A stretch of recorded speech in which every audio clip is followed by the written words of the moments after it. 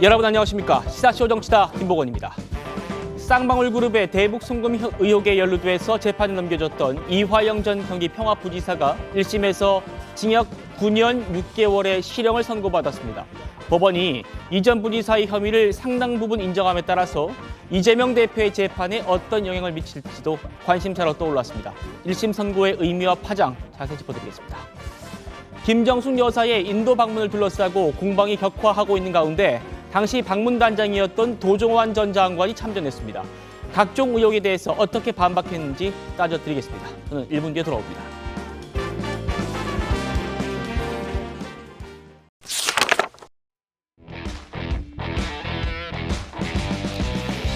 이화영 전 부지사의 불법 대북 송금 혐의가 조금 전 1심에서 유죄를 선고받았습니다. 당시 이화영의 상관이었던 이재명 대표에 대한 검찰 수사도 속도감 있게 이루어질 것 같습니다. 영상 먼저 보시고 집중 토론하겠습니다. 우리 이재명 경기도지사이십니다. 어서 오십시오. 먼길 오시느라고 고생하셨습니다. 여기 소경시장님인데 경기도민 여러분, 올해는 남북관계가 많이 좋아질 것 같습니다.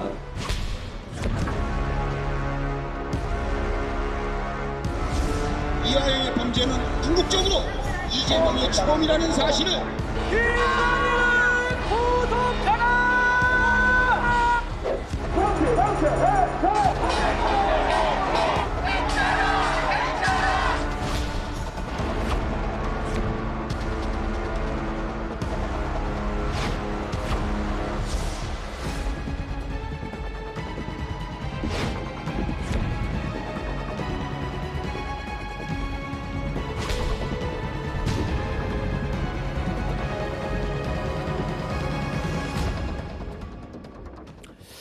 자, 이화영 전 부지사의 1심 참 길었습니다. 구속 기소된 지 약 1년 8개월 만에 법원의 판단이 처음 나온 건데요. 이런 혐의입니다. 이런 정치자금법 위반, 특정범죄 가중처벌 등에 관한 뇌물죄, 쉽게 말했어요. 그리고 외국환거래법 위반, 증거인멸교사 이런 등등의 혐의를 받았는데 총 합쳐가지고요. 합쳐서 징역 9년 6개월이고 벌금은 2억 5천만 원, 추징금 3억 2,500만 원입니다. 자, 이 중에서요. 우리가 지금 좀 다뤄보고자 하는 부분은 대북 송금 관련 혐의입니다. 김광삼 변호사님. 일단 쌍방울이 북한에 보냈다는 그 300만 달러 있지 않습니까? 이 법원은 이재명 경기지사의 방북 관련 사례금으로 보기에 충분하다라고 얘기를 했더라고요. 어떤 의미가 있는 겁니까? 일단 이제 대북 송금과 관련돼서는 500만 달러가 있고요. 이제 예. 경기도가 북한에 주기로 한 500만 달러. 그렇죠. 그리고 이재명 대표의 방북 비용이 된 대가 300만 달러가 있는데 지금 판결이 이제 전체적인 판결문을 입수를 못해서 아주 구체적은 알 수가 없어요. 예. 그래서 이제 언론에 나온 걸 토대로 얘기할 수밖에 없는데 네. 그 스마트팜 비용 500만 달러와 관련해서는 이제 무죄를 선고하고요. 그다음에 이제 방북 비용이 300만 달러 아닙니까? 그 중에 아마 뭐 이렇게 분할해서 갔기 때문에 200만 달러 정도를 인정한 것 같아요. 네. 그러면 이 방북 비용과 관련해서는 이화영 전 부지사는 부지사고, 그다음에 그 당시 경기도지사가 이재명 대표 아니었습니까? 그래서 그걸 방북을 위한 대가로 보고 있는 거죠. 그러면 지금 이화영 전 부지사의 어떤 공소장과 범죄 혐의를 보면 이재명 대표는 이제 공모관계로 돼 있거든요. 네. 그래서 아마도 그 방북 비용 중에서 가장 확실한 200만 달러에 대해서는 이재명 대표를 위해서 보냈다는 거고. 예. 그러면 이 보낸 이유가 있을 거 아닙니까? 그럼 방북 비용을 해서 보냈단 말이에요. 그럼 이화영 전 부지사가 보낸 것이 인정이 된 거고. 그러면 이 돈을 보냈다고 한다면 이화영 전 부지사가 자신을 위해서 보낸 건 아닐 거 아니에요. 네. 그러니까 그렇기 때문에 이것은 이재명 대표를 위해서 보냈다는 것이 재판부의 판단인 걸로 보입니다. 예. 그래서 이제 판결문이 나오면 다시 우리가 이제 다시 검토를 해서 일부 구체적인 얘기를 하겠지만 일단은 오늘 판결에 있어서 가장 중요한 부분은 대북 송금과 관련해서 일부에 대해서 이화영 전 부지사의 유죄가 인정이 됐기 때문에 네. 그 유선이라고 할 수 있는 경기도지사 이재명 대표의 책임은 면할 수 없을 것이다. 저는 그렇게 봅니다. 자, 그 부분 때문에 지금 전 국민의 관심이 집중되고 있는 겁니다. 제가 좀 더 구체적으로 정리를 해드리면요. 방금 김 변호사님 말씀 주신 것처럼 이 스마트팜 사업 비용 500만 달러 이게 있습니다. 그런데 이 부분들도 전부 다 경기도를 대신해서 쌍방울이 줬다고 이거는 법원이 인정했어요. 다만 이거는 쌍방울 측에서 자신들이 뭔가 잘하기 위해서 북한에 보내는 것이고 이게 여기에 이제 이화영이 관여가 안 됐을 뿐이라는 거고요. 뒤에 이제 쌍방울에서 뒤에 보낸 300만 달러 이게 이재명 당시 도지사의 방북 비용 성격이다라고 지금 검찰이 규정해 있지 않습니까? 이 중에서 200만 달러는 다 인정되고 한 100만 달러 정도는 뭐 당시 북한 총국에 있었던 정치 총국에 있었던 그 리호남에게 갔을 뿐이고 300만 달러 중에 200만 달러는 이화영이 관여돼 있는 그러니까 이재명 대표의 도지사의 방북 비용으로 인정된다라고 지금 법원이 판시하는 겁니다. 김현미 최고위원님. 네.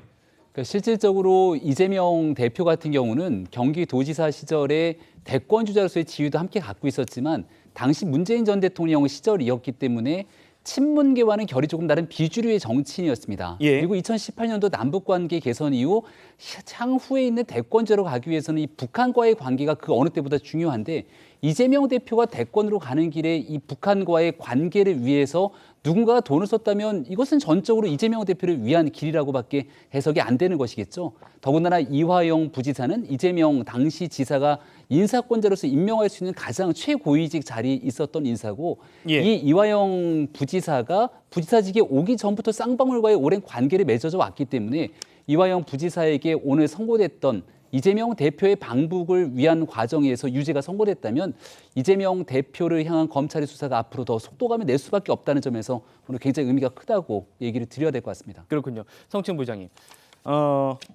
제가 한 번 더 정리를 해드리면요. 지금 북한의 쌍방울이 북한에다가 건넨 돈이 총 800만 불이에요. 이 중에 먼저 보낸 500만 불이 스마트팜 사업 비용이고 뒤에 300만 불이 이재명 대표의 방북 비용이다. 이게 지금 검찰의 구도였는데 앞에 500만 달러 이거에 대해서는 법원이 김성태가 보낸 것으로 인정한 겁니다. 그런데 뒤에 300만 불 그러니까 김성태의 입장에서는 북한에다가 500만 달러를 이미 보낸 입장이기 때문에 뒤에 300만 달러를 왜 보냈겠느냐. 사업이 아니라 방북 비용 이재명 대표의 방북 비용으로 준 것 아니냐. 그래서 300만 달러를 추가로 준 것 아니겠느냐라는 게 지금 법원의 판단이거든요. 성진 부장님.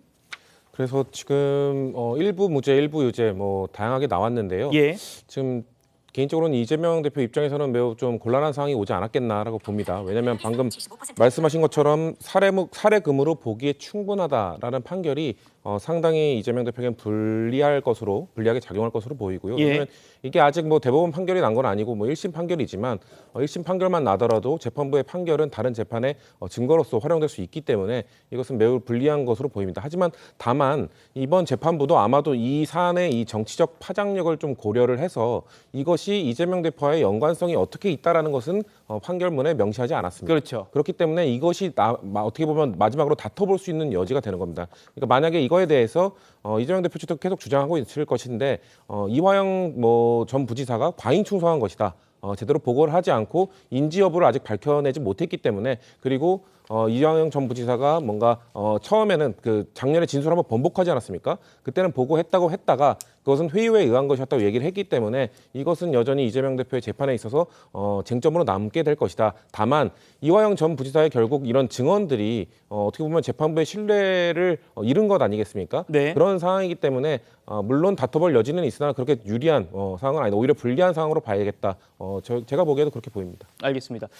물론 이번 재판은 이화영 씨가 피고인이기 때문에 이재명 대표를 명시적으로 언급해서 이재명 대표 혐의에 대해서 구체적으로 언급한 건 아닙니다. 이 부분도 잠시 뒤에 짚어볼 거고요.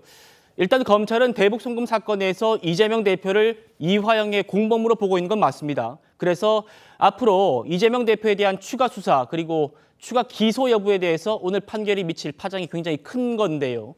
이재명 대표 오늘 대장동 재판에 출석했습니다. 여기에 대한 입장을 묻는 취재진 질문에 이런 모습 보였습니다.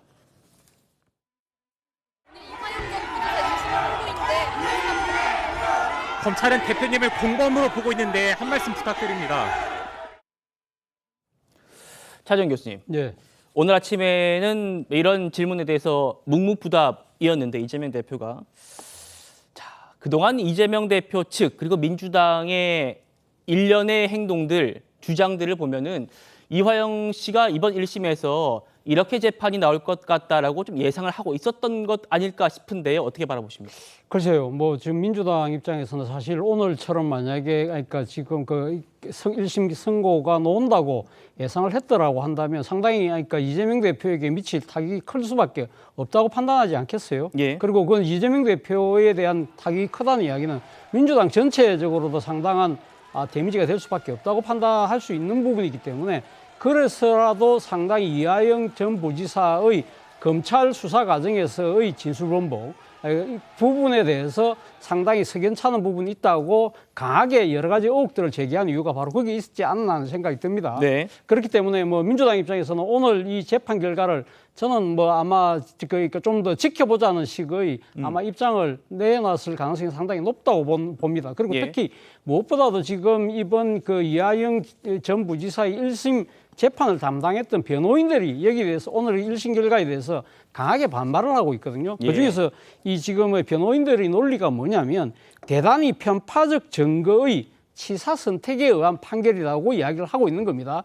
그런데 제가 지금 그러니까 이 지금 변호인들이 편파적 증거의 치사 선택이 무엇인지 구체적으로 적시를 하지 않았지만 네. 제가 미루어 짐작하기에는 최근에 불거졌던 국정원 문건이 아닐까라는 생각이 든다는 겁니다. 네. 사실은 그러니까 이 지금 그 이 재판 과정에서 불거졌던 이 국정원 문건 자체가 사실은 그러니까 지금 당시 이화영 전 부지사가 대북 사업과 관련된 여러 가지 그러니까 송금을 하는 과정에서 그것이 국정원에게 노출됐고 그래서 국정원이 그 부분에 대해서 들여다본 보고서가 있다. 이러한 부분들 때문에 사실 검찰이 압수수색을 했던 문건인데 그 문건이 이 재판 과정에서 지금 흘러나왔다는 것이죠. 네. 그렇다고 한다면 지금 국정원은 뭐라고 보고 있느냐 하면 사실은 그러니까 이 당시 이재명 경기도지사의 방북 그러니까 지금 대납 비용이 아니라 쌍방울의 주가 조작을 위한 일종의 투자였다는 개념으로 지금 국정원 문건은 그렇게 지금 적시돼 있다는 거잖아요. 그런 부분들 때문에라도 아마 지금 그 이 변호인들이 상당히 그러니까 편파적인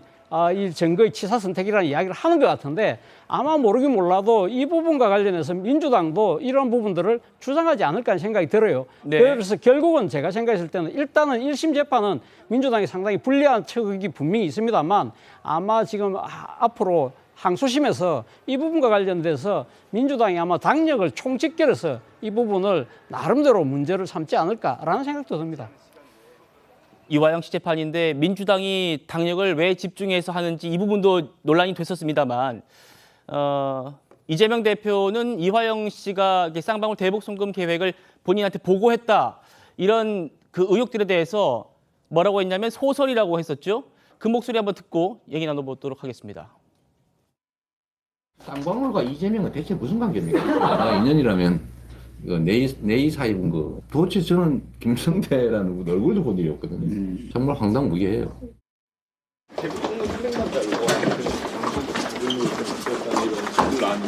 아마 검찰에 이제 신작 소설이 나온 것 같은데 종전의 창작 실력으로 봐서 잘 안 팔릴 겁니다.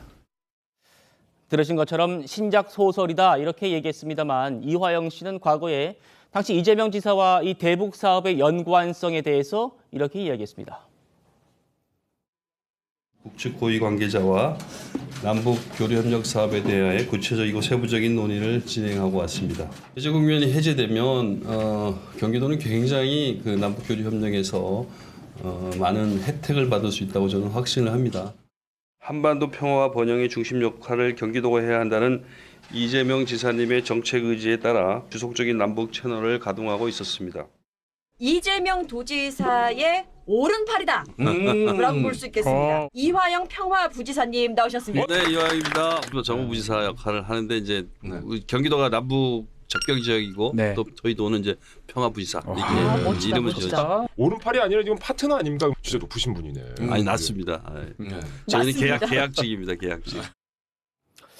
성층 부장님 말씀 주셨습니다만 이번 사건의 피고인은 이화영이기 때문에 이번 재판부는 이재명 대표에 대한 구체적인 판단은 이번 판결에서는 하지 않았습니다.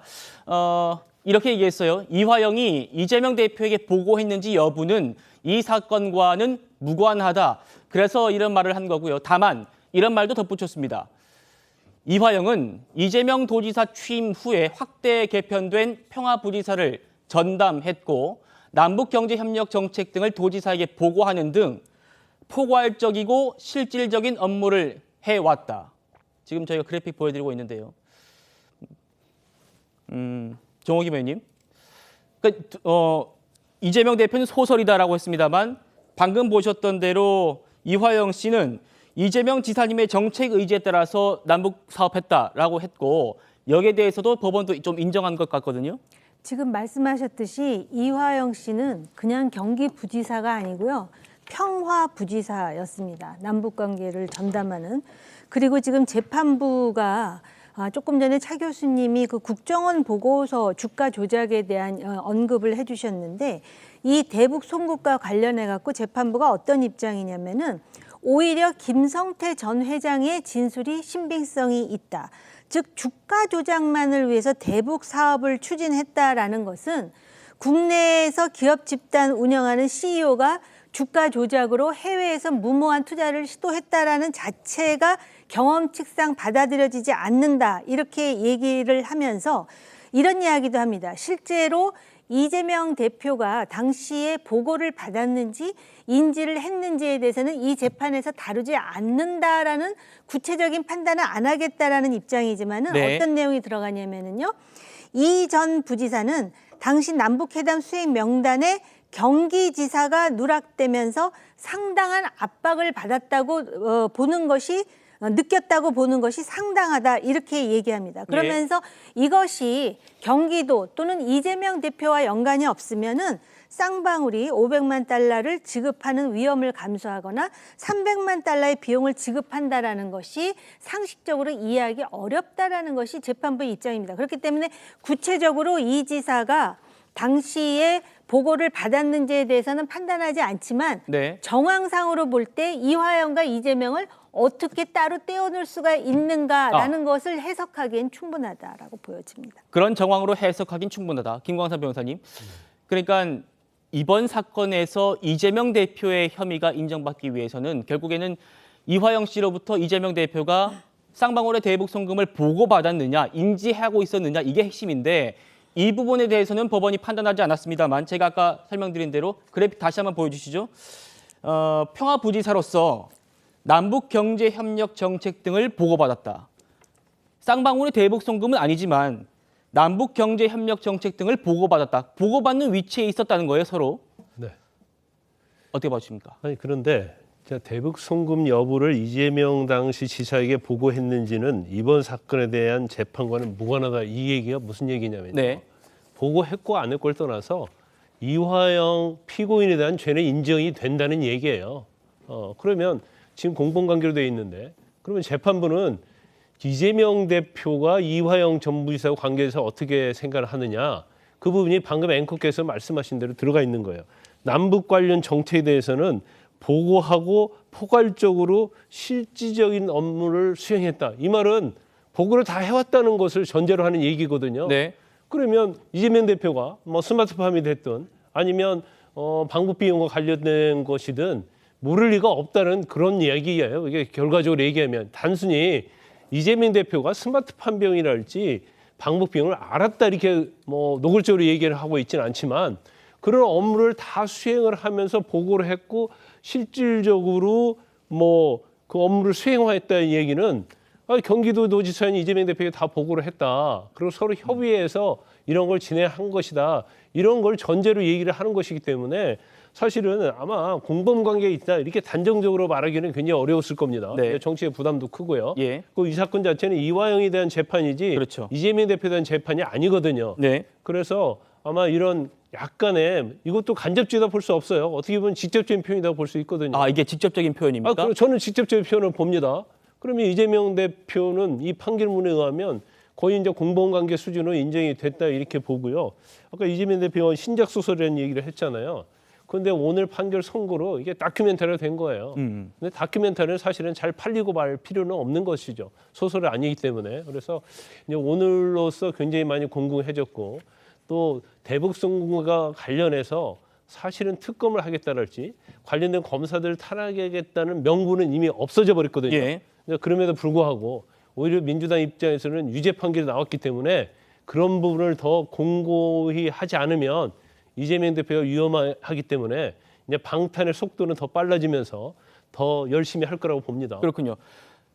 방금 보셨던 그래픽 다시 한번 보여주세요, 차재원 교수님. 네. 그러니까 지금 이 법원이 이화영이 이재명 대표에게 여러 남북 경제 협력과 같은 등등의 대북 사업에 대해서 보고했다라는 점을 인정한 것은 이게 이재명 대표의 이번 사건의 관여에 직접적인 정황이고 직접적인 판단이다라는 두 분의 말씀이 있었습니다. 어떻게 바라보십니까? 뭐 저도 그렇게 생각을 합니다. 사실은 뭐 지금 오늘 지금 1심 결과에 대해서 지금 아마 민주당의 공식 반응이 제가 들어올 때까지는 못 봤는데 아마 상당히 민주당도 이 공식 반응을 늦추고 있는 이유 중에 하나는 이걸 어떻게 대응할 것인가. 상당히 아마 정치적인 여러 가지 판단하기가 쉽지 않을 거예요. 그렇기 때문에 상당히 이 파장 자체가 워낙 크기 때문에 아마 그 때문에라도 상당히 신중한 입장을 보이고 있는 것이 아닐까라는 생각이 드는데요. 지금 뭐 1심에서 그러니까 지금 재판부가 지금 그러니까 이재명 당시 경기도지사에게 보고 여부를 판단하진 않았지만 그러니까 지금 이제 공범 관계에 있기 때문에 사실상 이화영 당시 부지사가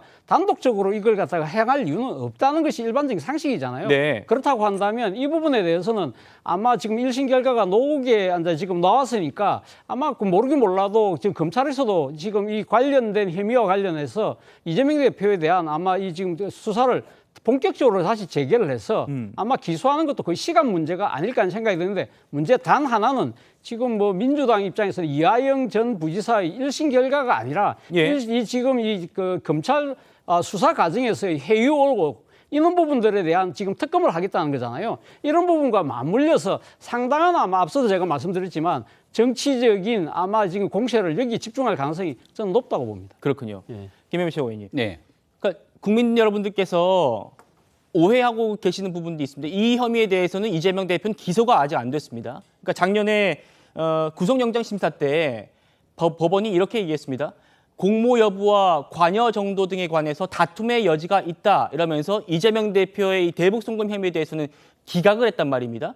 그런데 오늘 나왔던 이 판결문 내용을 보면 지금 앞선 세 분 패널께서도 어쨌든 이재명 대표의 직접적인 연결 정황이 인정된다라고 봤기 때문에 이 부분에 대해서는 관여 정도가 어느 정도 인정된 것 같고 그렇게 되면 추가 영장 청구 여부도 좀 쟁점이 될 것 같아요. 어떻게 보십니까? 추가적인 수사를 통한 구속영장 청구 가능성도 살아는 있죠. 살아있다. 현실적으로는 22대 국회 숫자가 워낙 민주당이 압도적이고 또 이재명 대표 중심으로 하고 있는 친명계 인사가 다수를 점하고 있기 때문에 체포동의안이 올라가도 처리 통과될 가능성이 상당히 낮긴 합니다. 그렇겠죠. 하지만 국민들이 보시기에는 이 정도 재판 결과가 나왔으면 이재명 대표가 모른다고 할 수 있는 건가? 라는 생각을 가지지 않겠습니까?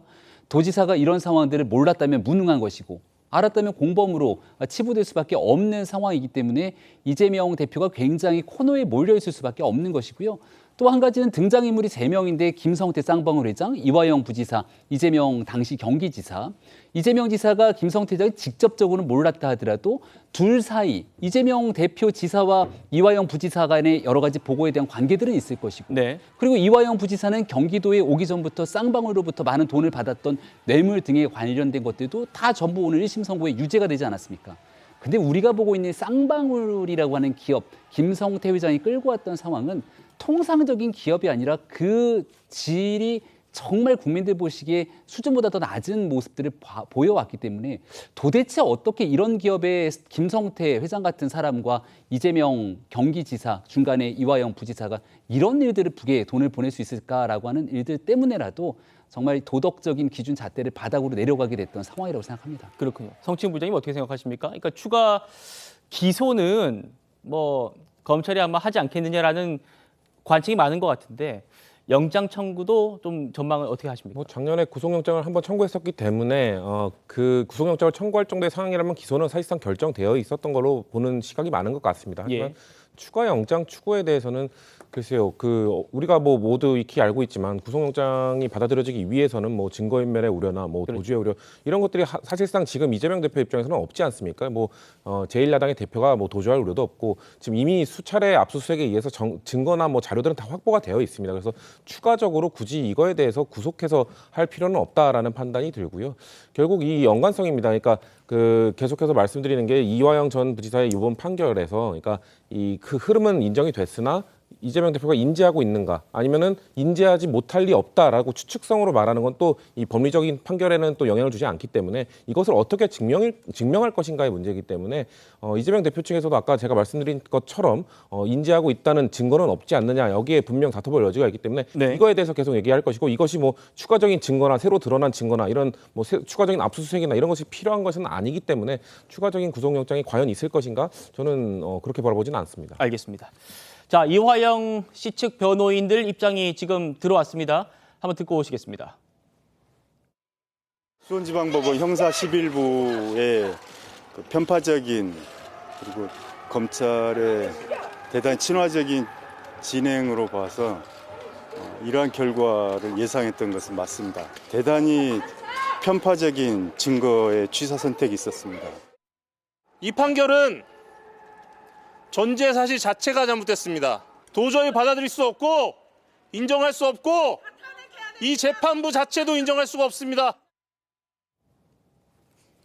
김 변호사님, 네. 어떻게 들으셨습니까? 지금 이화영 씨 측 변호인들이 재판부도 인정할 수 없다. 전제 사실 자체도 받아들일 수 없다. 편파적으로 진행했다. 저분이 변호사로서 자질이 있는지 전 궁금해요. 설사 자신들이 원하는 판결이 나오지 않았다 하더라도 그다음에 항소심이 있고 대법원이 있지 않습니까? 예.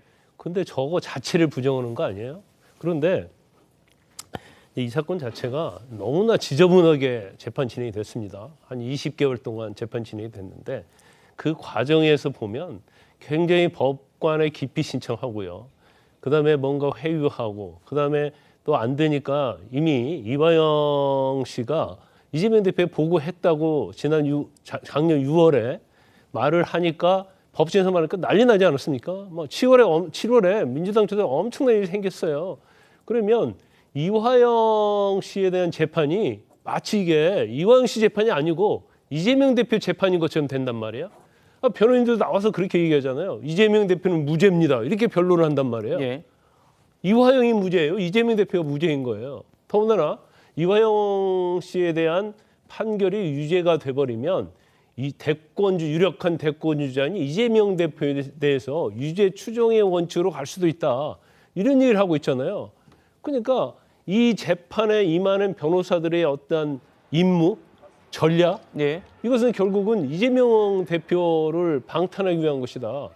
그러면 실질적으로 법률적으로 엄청 잘 따져봐야 하는데 이런 정치의 사건으로 따져가면 이 재판이 제대로 진행이 되겠습니까? 저는 결과적으로 보면 가장 큰 피해자는 결과적으로 대법원 판결까지 나오면 이화영 씨가 될 가능성이 크다 이렇게 보거든요. 예. 그래서 이미 이 사건 1심 유죄가 됐죠. 아마 피고인 측도 항소할 거고 검찰도 무죄 나온 부분에 대해서는 뭐 아마 이해할 수 없다고 또 항소를 하게 될 거예요. 예. 이제 항소심에서 이제 결론이 날 건데 제가 개인적으로 이건 개인적 판단입니다. 네. 방북 비용과 관련된 부분 1심에서 유죄된 것은 저는 이제 100% 유죄가 될 거라고 보고요. 나머지 이제 스마트폰 비용 이런 것들도 사실은 변동의 가능성이 상당히 있을 거라고 봅니다. 그러면 재판에서 이화영 씨를 사실은 변론을 잘하는 게 이재명 대표를 변론하는 거거든요. 그런데 계속적으로 언론에 언론 플레이하고 그런 것들 보면 마치 이재명 대표를 위한 재판인 것처럼 진행이 됐기 때문에 예. 결과적으로 그다지 결과에 있어서는 본인들이 원하는 결과가 안 나왔기 때문에 재판부 자체도 저렇게 비난하는 아주 보기에 모양새 안 좋은 모습을 보이고 있다 이렇게 봅니다. 예, 지금 방금 보신 이 그래픽 말씀하신 것 같아요. 그러니까 이화영의 유죄 판결이 내려지면은 이재명의 유죄 추정에 유력하게 작용할 것이다. 그러니까 차재원 교수님, 네. 그러니까 알고 있었다는 것 같아요. 이화영 씨 측 변호인들도 우리가 앞서 다 이야기했습니다만 오늘 1심의 결과가 결국은 지금 이하영 지금 피고인의 운명과도 관련돼 있습니다만 그것보다 더 직접적인 정치적 파장은 결국 이재명 대표에게 있다는 것이 모든 사람이 다 알고 있는 거 아닙니까? 그렇다고 한다면 이하영 전 부지사는 일단은 잡혀 있는 영어의 신세고 그렇다고 한다면 뭔가 지금 이 재판에 영향력을 미칠 수 있는 뭔가의 그 힘을 빌리자고 한다면 가장 큰 정치적인 힘을 갖고 있는 제1야당, 그중에서 제1야당의 대표와의 관계를 직접적으로 부각시키는 것이 아마 변호인들 입장에서는 상당히 유리할 수 있다 판단한 것이죠. 그런데 이러한 부분들이 상당히 저는 이런 만약에 그런 식의 생각을 갖고 싶다고 한다면 저는 좀 위험한 생각이 아닐까 하는 생각이 들어요. 결국은 지금 이 이야기를 누구한테 하냐고 하면 판사에게 이야기를 한 것이거든요. 근데 그렇죠.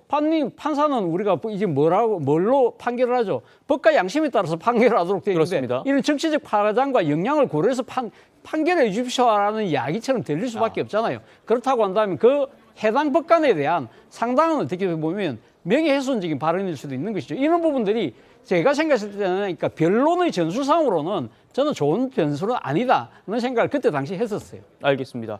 이화영 집변호인, 아까는 판사가 검찰에게 유리한 재판을 했다라고 했는데 또 김성태 전 회장의 주장만 신뢰했다는 얘기도 했습니다. 들어보시겠습니다.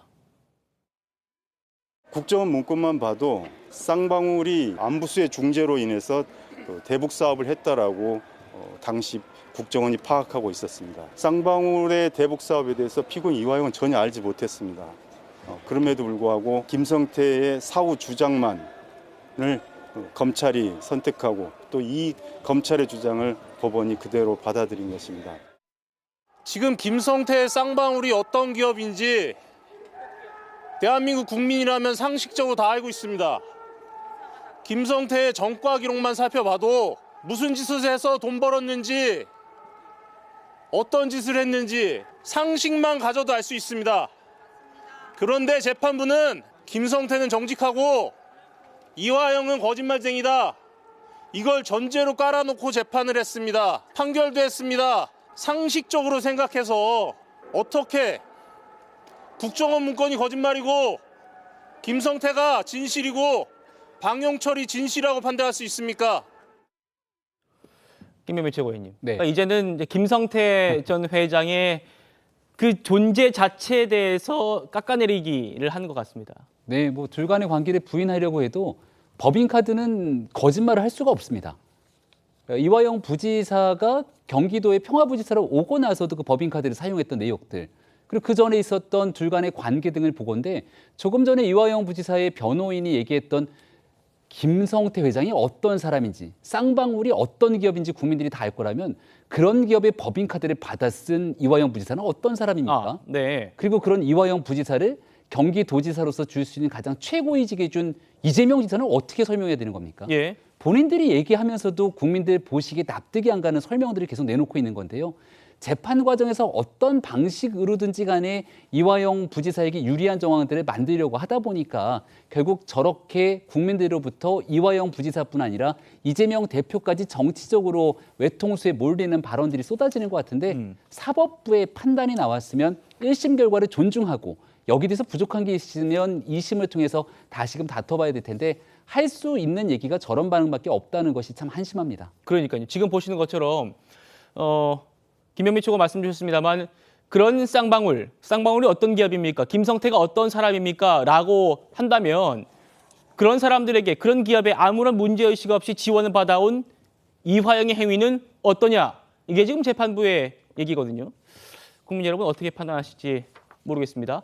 성춘 부의장님, 저는 방금 그 이화영 씨 측의 변호인들 얘기 중에서 김현철 변호인이 이렇게 얘기했습니다. 쌍방울의 대북 사업에 대해서 피고인 이화영은 전혀 알지 못했습니다. 제가 이 사건 되게 취재 많이 해봤는데요. 이 변호사는 지금 재판에 들어왔는지가 의심스럽습니다. 이화영 씨가 쌍방울 대북 사업에 대해서 맨 처음에 사후적으로 알고 있었고 나중에는 알고 있었다 인정했어요. 근데 이거 지금 이렇게 얘기를 하면은 변호가 되겠습니까? 어떻습니까? 저도 지금 전체적으로 그 김현철 변호인뿐만 아니라 지금 김광민 변호인까지 이분들이 이화영 전 부지사를 과연 잘 변호하고 있는가라는 게 좀 의구심이 듭니다. 제가 법조인은 아니지만 제가 보기에도 저분들의 발언, 특히나 지금 이화영 전 부지사는 이번 재판 과정에 있어서 가장 핵심적인 그 사안이 쟁점이 뭐였냐면 그 진술 번복에 대한 그리고 그걸로 인해서 본인의 신뢰도가 흔들리는 거기에 있지 않았습니까? 근데 네. 그 진술 번복을 이 설명하는 과정에서 이 변호인단이나 이런 분들이 전혀 이화영 전 부지사에게 힘을 실어주지 전 못했다고 판단했거든요. 예. 정치다에서 그 과정에서 그 시기에 많이 다뤘던 문제지만 이화영 전 부지사가 나는 회유를 당했고 그 회유에 대해서 설명하는 과정 그러면서 어떻게 보면 검찰과 뭐 아니면 재판부의 관련 그 내용들 아니면 자료 요청을 하는 과정에 있어서 오히려 변호인단이 그 외부에서 발언하는 것들이 신뢰도를 더 깎는 경우가 더 많았습니다. 네. 오히려 신뢰도에 힘을 실어주는 게 아니라 본인이 변호하는 대상에 대해서 신뢰도를 깎는 행위를 한다고 저도 정치사에서 여러 번 얘기했던 것 같은데요. 예. 이번 발언도 모르겠습니다. 지금 전체 발언을 뭐 거의 대부분 들었다고 보여지지만 앞뒤의 내용이 좀 더 있을지 저도 지금 이화영 전 부지사가 전혀 파악을 못하고 있었다? 이것 자체도 제가 듣기에도 좀 이해가 안 가고 왜냐하면 이화영 전 부지사는 당연히 알고 있어야 됩니다. 왜냐하면 평화부지사로서 대북 관련된 사업을 어떻게 보면 총괄하고 있었고 책임지고 있었고 그 합법적인 영역 내에서는 전혀 문제가 되지 않은 것들 아닙니까? 그렇기 때문에 쌍방울과 만약에 합법적으로 그런 대북 사업을 뭔가 추진하고 있었다면 그게 전혀 문제가 되지 않기 때문에 그런 부분에 있어서 아무것도 몰랐다라고 말하는 거는 오히려 제가 누누이 말씀드리지만 계속해서 지금 뭔가 오히려 이화영 전 부지사의 그 신뢰도를 떨어뜨렸고 그것에 대해서 지금 사실 지금 변호인단이나 뭐 이 계속 지적하는 게 검찰에 대해서 지적을 하다가 이제 판결이 나오니까 재판부를 지적하거든요. 그렇죠. 재판부는 사실 검찰의 내용만 뭐 검찰이 회유를 했든 뭘 했든 검찰의 주장만 듣는 것이 아니라 이 변호인 측의 내용도 충분히 받았을 거 아닙니까? 그걸 보고 객관적으로 보고 판단한 것인데 그 단순히 결과만 보고 재판부에 대해서 저렇게 공격하는 것은 제가 보기에는 그렇게 적절하진 않다 이렇게 생각됩니다. 판사도 공격하고 김성태 전 회장도 공격하고 검찰도 공격하고 이러고 있는데 정작 재판 도중에 나왔어도 이상했을 이 피고인 이화영은 쌍방울의 대북 사업을 전혀 알지 못했다라는 발언을 1심 판결 이후에 하는 변호인의 이 행태에 대해서는 이해가 좀 잘 안 됩니다. 정호기 의원님, 같이 지금 여야 반응이 나와서요. 좀 짚어보면서 질문 드려보겠습니다. 국민의힘에서는 이렇게 얘기했습니다. 의혹에서 실체적 진실로 된 것이다. 그리고 이재명 대표에 대한 신속한 수사가 필요하다. 여기에 대해서 민주당 반응도 좀 전에 나왔는데요. 판결 납득이 어렵다. 대북 송금 조작 사건의 진실이 밝혀지길 기대한다. 민주당은 판결이 납득하기 어렵다고 한 모양입니다. 지금 그렇게 표현은 하지만 상당히 이재명 대표 측에서 긴장할 수밖에 없다라는 생각이 드는 이유가 어떻게 해서든지 막기 위해서 그 대북 송금과 관련해서 특검법까지도 지금 그 시도한 상황 아니겠습니까? 그런데 이화영 씨 재판이 저렇게 나오고 그 결과가 무엇일지에 대해서 민주당도 이미 생각을 안 할 수가 없을 것 같습니다. 그러다 보니까는 아까 이화영 부지사에게 힘을 실어주는 방법에 대해서 말씀하셨는데 네. 이화영 부지사가 그 쌍방울 법인카드를 사적으로 유용한 것 등 개인적인 비리로 지금 재판을 받고 있는데 그 사람으로 하여금 좀 죄를 덜어줄 수 있는 유일한 방법은 조금 전에 우리가 얘기한 그 500만 불 스마트팜이라든지 300만 불 그 방북 비용과 관련해서 이실직고하는 방법밖에 없었습니다. 그런데 지금 그 재판 결과에 대해서 저렇게 변호사들이 거의 이성을 잃은 그런 주장을 남발하는 이유는 그것이 결국 이재명 대표에게 어떤 결과로 나올 것이라는 거를 법 논리로 볼 때 명확히 알고 있기 때문에 그렇습니다. 아마 민주당은 저런 논평을 낸 것으로 봐서 그 특검을 무리해서라도 아마 밀어붙이면서 정치 공방화 할 것이라고 보는데 그럼에도 불구하고 이재명 대표의 사법 리스크는 그렇게 간단히 끝날 일이 아니라는 거에 대해서 다른 사람은 몰라도 이재명 대표 스스로 상당히 긴장하리라 봅니다. 알겠습니다. 자, 이화영 씨 검찰 조사에서 당시 이재명 대표, 이재명 지사에게 보고했다고 했지만 이후에는 술자리에서 회유를 당했다면서 진술을 번복하기도 했죠. 그 관련 인물들의 발언들도 들어보시겠습니다. 제가 어제 재판장에서 소리 지른 거는 이게 이화영 재판이냐 이재명 재판이냐 결국은 잡아다가 놓고서는 들들 볶아갖고 이재명 방북 진술을 이끌어내려고 한 거 아닌가. 부지사님 얘기에 따르면 처음에는 야, 요만큼만 얘기해줘. 이재명도 알고 있었을 것 같다. 이 정도만 얘기해줘. 그 정도 얘기하면 이 담당 검사가 어디 올라갔다가 내려오고서는 개박살난 표정으로 와서 아, 좀 더 해야겠는데? 부지사님이 야, 없던 일 얘기하는데 해도 너무한 거 아니냐. 내가 어떻게 이렇게까지 얘기하냐. 그러니까 야, 그럼 딜 깨진다. 이화영 부지사는 국회의원을 지내고 부지사를 지내고 정치적으로 중량감 있는 중진입니다. 그런 분에 대해서 어느 검사가 회유를 할 수 있단 말입니까? 검사가 이화영 부지사에 대해서 자신의 인생을 걸 수가 있겠습니까? 김현미 최고위원님, 같이 한번 재판부의 일침을 보면서 좀 질문 드려보겠습니다. 이런 이화영 씨 재판 1심에서 나왔던 여러 가지 재판 지연 전략이라든지 회유 논란에 대해서 1심 재판부가 이렇게 얘기했습니다. 수사기관에서, 그러니까 검찰에서부터 법정에 이르기까지 범행 일체를 부인하고 비합리적인 변명으로 일관해서 엄한 처벌이 불가피하다. 이게 재판부의 일침이거든요. 네, 사실관계가 있으면 여기에 대해 죄를 일부 인정을 하고 또 본인이 만약에 억울한 부분들이 있다면 그 억울함에 해명하면 될 일인데 우리가 다 알고 있는 것처럼 지난해부터 이화영 부지사의 부인이 등장하는가 하면 또 이화영 부지사의 진술이 계속 번복되는 모습들이 나타나기 시작합니다. 근데 명확한 건 북으로 돈을 쌍방울이라는 기업이 전달했다는 것이고요. 이거를 이화영 부지사가 이재명 대표를 아무것도 모르는 상황이라면 이화영 부지사가 이재명 대표 모르게 모든 것들을 쌍방울이라는 기업과 짜고 북한에 돈을 줄 하등의 이유가 없는 것 아니겠습니까? 국민의 상식적인 관점에서도 이렇게 보기 어려운 측면들이 있을 텐데 계속해서 진술을 번복하고 또 여기에 검찰로부터 회유당한 것처럼 얘기를 하게 되는데요.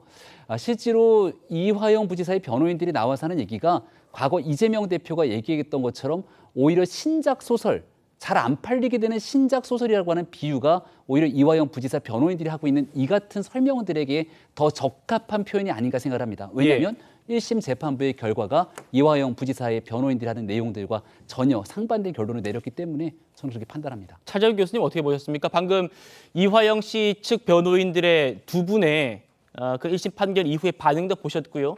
재판부의 또 1심도 보셨습니다. 나름대로 이화영 지금 전 부지사의 변호인들은 어떻게 보면 일관성은 보여주고 있다는 생각이 듭니다만 일관성 그것이 보여주고 있다. 과연 지켜보고 있는 사람들의 객관성과 합리성까지를 이끌어낼 수 있을지는 저는 고개가 갸웃거려집니다. 앞서 우리 앵커께서 이야기하셨지만 오늘 1심 재판부가 사실 지금 피고인의 지금 태도에 대해서 강하게 질책을 했지 않습니까? 그렇습니다. 그 무엇보다도 사실은 1심 선고 직전에 지금 불거졌던 우리가 아까 이야기했던 지금 이화영 전 부지사의 검찰 진술 과정에서의 술자리 회유 조작 이 부분과 관련해서는 사실 1심 바로 지금 결심하기 직전에 불거져서 이것이 상당히 뜨거운 논란을 빚었거든요. 그것 때문에 사실 검찰총장이 직접 나서서 반박할 정도의 이야기가 되고 결국은 그것 부분들이 지금 사실은 민주당이 지금 추진하고 있는 대북 송금 특검법을 하나 발의하게 되는 정치적 계기가 작동이 되었습니다만 어쨌든 1심 재판부는 이러한 지금 술자리 회유 조작 자체를 피고인이 반성하지 않는 태도라고 아마 받아들인 것 같아요. 그렇기 때문에 결국 지금 변호인들의 나름대로 일관성이 있는 이 지금 이 전략 자체가 저는 1심 재판부에게는 전혀 받아들이지 않았고 오히려 역효과를 낳은 것이 아닐까라는 생각이 듭니다. 정말 참으로 이화영 씨 변호인들의 그 변론 전술이 일관됐다라는 생각도 저도 들기도 합니다. 성치훈 부회장님, 지금 아까 차정 교수님 말씀 주셨습니다만 민주당에서 이 대북 송금 특검법도 발의했고요. 그리고 김용민 수석인가요? 어떤 소위 이화영 법을 또 만들겠다 이렇게 또 했다는 보도도 봤습니다. 민주당에서 향후에 어떻게 대응할지가 좀 감이 잡히긴 하는데 어떻게 좀 해야 된다고 보십니까? 일단은 회유가 있었다 한다면 아까 말씀하신 대로 재판부에서 이 회유의 증거나 조금의 의혹이 있었다라는 오늘 판결에서 그 내용이 나왔다면 그 해당 검사들에 대한 특검법 이런 것들이 좀 힘을 그래도 받았을 거라고 봅니다. 근데 지금 방금 말씀하신 대로 이번 재판부는 이화영 전 부지사가 주장했던 이런 회유와 관련돼서 오히려 이건 변명으로 일관했다라고 지금 판단을 했기 때문에 지금 민주당에서 추진하고 있는 이 검사들이 회유하고 이런 잘못된 검사들을 뭔가 수사해야 된다, 특검을 통해서 뭔가 추진해야 된다라고 말한 것에 힘을 받기는 좀 어려운 상황이 되지 않았나라고 보고 있고요. 물론 민주당 전체적으로 저도 전반적으로 국민들이 뭔가 검찰들의 보여준 잘못된 행태에 대한 비판들은 당연히 있습니다. 하지만 그런 잘못된 행태들이 이번 재판 과정에서 과연 드러난 것인가, 이것을 증명하기 위해서는 그 이화영 전 부지사가 주장했던, 그리고 우리가 계속해서 몇 달 동안 다뤄왔던 그 술판 회유 의혹에 대해서 조금 더 구체적인 증거, 조금 더 설득력 있는 증거를 제시를 했었어야 되는데 그것을 못하면서 결국 재판부가 이런 판결을 내렸기 때문에 이번 재판부, 이번 검찰 이 재판을 담당했던 검찰들이 그런 회유를 했다, 나쁜 행태를 보였다, 이거에 힘을 실리기 어려운 상황이 됐다는 것이죠. 그렇기 때문에 민주당은 전체적으로 전 검찰 개혁은 계속 추진해야 된다고 생각합니다. 하지만 이번 특정 재판에 대해서, 특정 검찰 진영에 대해서 하는 것이 과연 이번 재판으로 힘을 얻게 될 수 있을까? 이건 결국 저는 국민들의 설득, 국민들의 지지를 얻으면서 이루어져야 되는 부분인데 이번 재판으로서 좀 더 다른 방향으로서의 뭐 설득 과정이 있지 않으면 이런 우리가 민주당이 추진하고 있는 검찰 개혁이 국민들로부터는 좀 인정을 받고 지지를 받기는 좀 어려워진 상황이 아닌가 이렇게 보고 있습니다. 알겠습니다. 대북송금 특검법을 대표 발의한 사람이 이성윤 의원입니다. 이성윤 의원이 오늘 검찰 수사를 직격했어요. 친정을 비판하는 건데요. 한번 들어보시겠습니다. 진술을 유도하고 그 과정에서 술과 연어가 들어가고 이거는 검찰의 못된 수사의 종합판입니다. 양아치 특수. 이 검찰 용어예요? 예, 검찰 용어예요. 또 다른 용어 없습니까? 양아치 특수 말고? 백정 같은 수사. 생사를 쨘다 해가지고요. 특검 과정에서 저희가 검사의 위법사항이 많이 나오면 국회 권한으로 적극 탄핵을 하자. 검사도 뭐 뿐만 아니고 뭐 자주 해야 됩니다. 특검. 공무원이 탄핵을. 김광선 변호사님, 그 이성윤 의원 얘기는 본인이 검사 시절에도 이런 소위 양아치 특수라는 수사를 했다는 겁니까? 뭐 어떻게 이해해야 됩니까? 그런데 이성윤 검사가 원래는 굉장히 매너도 있고요, 예의 바르고 주위의 사람을 많이 배려하는 성격이에요. 그런데 아마 이제 윤석열 대통령과 구원이 있잖아요. 이제 척을 지면서 갈수록 좀 강해지는 것 같습니다. 그런데 지금 뭐 과정에서 술 연어 들어가고 이것은 그 이화영 씨의 진술이 맞지 않는다는 게 다 드러났잖아요. 뭐 시간, 장소에 계속 변경되고요. 그다음에 관련된 사람들 그런 적이 없다고 하고 또 출전 기록에 다 드러났잖아요. 그러면 본인이 검사이기 때문에 이화영의 말이 거짓말이라는 걸 알 수 있을 텐데 왜 저렇게 할까? 그런 생각이 들어서 좀 안타까운 측면이 있고요. 그다음에 이제 의원이 양아치 특수라는 얘기를 하면 안 되죠. 저는 양아치 특수가 검찰 용어라고 하는데 모르겠어요. 일부 몇몇에서는 통용되는 용어인지 모르겠지만 저는 이제 처음 들어보는 용어거든요. 그러면 어떻게 보면 자기가 몸담았던 검찰, 그럼 검찰 내에서도 뭐 자신들이 제일 싫어하는 윤석열 사단이 있을 거고 또 윤석열 사단이 아는 정말 열심히 일하는 검사들이 있을 거 아니에요. 근데 저 말 자체는 단순히 정치의 성향 있는 검사에 대한 욕일 뿐만 아니라 전 검사에 대한 저건 완전 모욕적이고 욕설이거든요.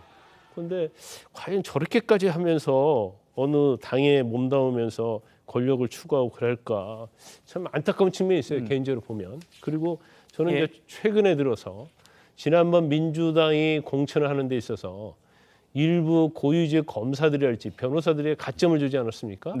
그래서 결국 당선시켰어요. 근데 그 사람들이 사실은 법률의 법조의 생리를 잘 알고 검사들이 어떻게 수사하는 걸 잘 알고 있을 텐데 그런 대북송금에 특검을 하자고 하고 그 수사를 했던 검사들을 탄핵하자고 이렇게 막 앞에 나서서 허위무사 역할하는 거에 대해서 정말 안타까움을 금할 수밖에 없어요. 일단 본인들이 어떤 법조인으로서 어떤 이성적인 걸 좀 찾으면 좋겠다. 이성의 범위와 양심의 범위를 좀 벗어나고 있다. 저는 그렇게 판단을 합니다. 정호기 의원님, 지금 검사 탄핵 자주 해야 한다. 탄핵 자주 해야 한다. 이 얘기를 며칠 전까지 정말 몇 달 전까지 검찰 계셨던 고위직 계셨던 이성윤 의원이 지금 이렇게 얘기하고 있어요. 그러니까는 자기가 그런 말을 하는 것에 대한 부끄러움을 모를 정도의 그러한 어떤 그 소양을 가진 사람이 지금 국회의원을 한다라는 것이 이해가 안 가고요. 지금 우리 변호사님께서는 저분이 검찰에 몸담을 때 굉장히 점잖았다 그러는데 저는 그 대화의 내용을 보고 혹시 자기 고백을 하는 건가 이런 생각마저 들었습니다. 무슨 양아치 특수 그러면서 그런 얘기를 마치도 성토하듯 하지만 자기도 그 조직원 중에 한 사람이었잖아요. 그럼 자기도 그랬다라는 것인지 그런 부분에서 정말 이해가 안 가는 데다가 무슨 얘기를 하냐면은 지금 대북 송금 사건 전반을 수사하는 특별검사법을 지금 다시 발의를 한 주체가 바로 저 이성윤 의원인데 네. 만약에 윤석열 대통령이 거부권을 행사하면은 관련 검사들의 탄핵 소추를 추진하는 방안을 지금 검토 중인 것으로 또 얘기가 나오고 저희가 아까 있습니다. 그래픽 나갔었습니다. 다시 그러니까 한번 보여주시죠. 확정된 것은 아니지만 그런 계획을 가지고 있다 그러는데 예. 이것은 바로 민주당의 그 검찰 개혁이라는 것이 얼마나 허망한 것이며 실제로 진정성이 없는 것인지 아까 성 부의장도 말씀하셨지만 저런 식으로 검찰 개혁이라는 명분을 사용하기 때문에 검찰 개혁이 국민들로부터 진정성을 얻기가 힘든 것이라는 것입니다. 적어도 검찰 개혁을 하기 위해서는 네 편 내 편을 가리지 말고 분명히 대북 송금과 관련해서 이화영이 죄가 있으면 그 300만 불을 내고 누구를 보내겠다라는 거예요? 이재명 대표가 가겠다라는 것이면 거기에 연결고리가 없다라는 그 강변 자체가 믿을 사람이 없음에도 불구하고 예. 그걸 뒤집어 보기 위해서 특검법을 만들고 특검법이 대통령위에서 거부가 되면은 관련된 검사들을 탄핵한다. 아주 탄핵이 거의 그냥 무슨 저 신조어가 아니고 유행어처럼 이렇게 민주당이 이런 식으로 벌써 국회 초기에 오만을 부린다면 제가 볼 때는 그 후과가 만만치 않을 거라고 생각합니다. 후과가 만만치 않을 것이다. 차정 교수님. 네. 그러니까 지금 190석에 달하는 야권의 의석수를 합해서 이용해서 지금 이 대북 송금 특별검사법을 만들고 그거를 만약에 대통령이 거부권 행사하면 검사 탄핵해버리겠다. 이렇게 지금 이런 초식으로 가고 있어요. 저는 상당히 좀 우려된다는 생각이 들어요. 사실은 뭐 지금 그러니까 이 지금 고위공직자들이 일종의 법률을 위반하고 그런 부분들에 대해서 제대로 그러니까 지금 형벌이 가해지지 못할 경우에는 국회가 나서서 예를 들면 행정 권력에 대한 견제의 차원에서 지금 탄핵을 할 수 있는 권리를 지금 국회에 주고 있는 상황인데요. 그러나 이때까지 지금 민주화 이후에 사실은 이 지금 탄핵이라는 것 자체가 추진된 사례가 거의 지금 최고 권력자 대통령 말고는 거의 없었거든요. 그런데 예. 지난 국회 때부터 사실은 그러니까 일반 그 국무위원 그리고 더 나아가서는 지금 검사 일반 평검사한테까지 지금 탄핵이 발의가 됐고 최근에는 지금 이 검사에 대한 지금 탄핵 자체가 두 건 지금 한 건이 지금 이 그 헌법재판소에서 결국은 지금 각하가 됐잖아요. 기각이 됐잖아요.